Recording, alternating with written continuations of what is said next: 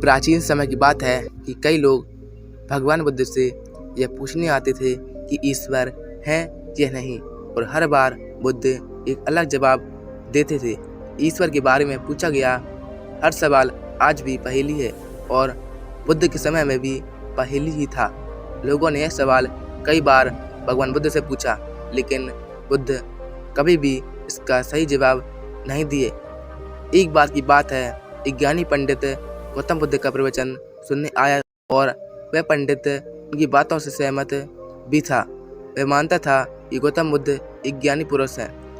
एक बार बुद्ध ध्यान की मुद्रा में बैठे हुए थे, और वह व्यक्ति उनके पास गया।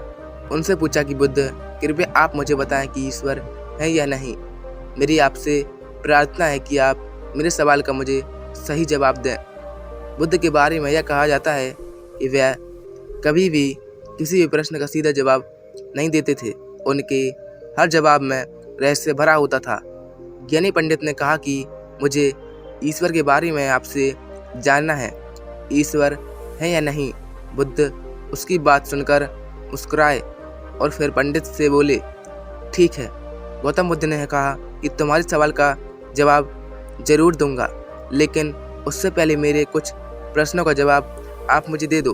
पंडित ने कहा, मैं बिल्कुल आपके प्रश्नों का जवाब दूंगा, आप कृपया प्रश्न पूछें। बुद्ध ने कहा कि क्या तुम सूर्य को मानते हो?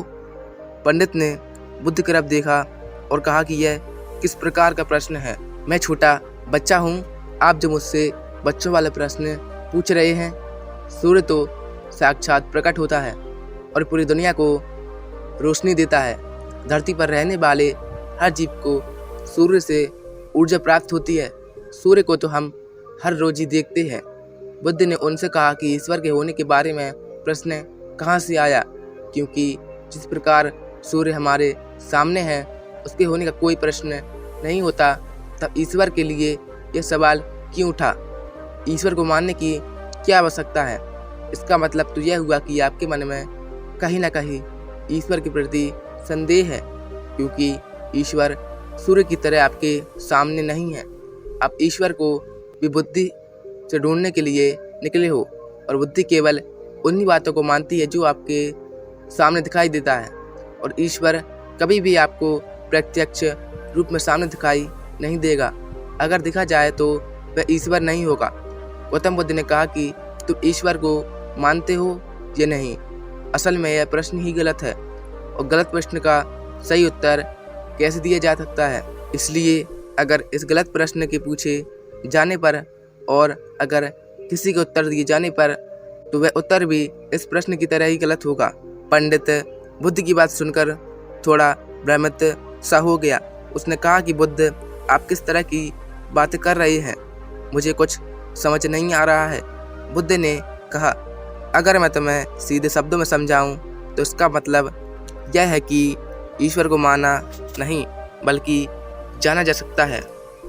अगर तुम मुझसे यह प्रश्न करते कि मैं ईश्वर को जानना चाहता हूँ, तो मैं तुम्हारी मदद कर सकता था, और जिस दिन तुम ईश्वर को जान जाओगे उस ईश्वर की व्याख्या तुम सीधे कभी नहीं कर पाओगे।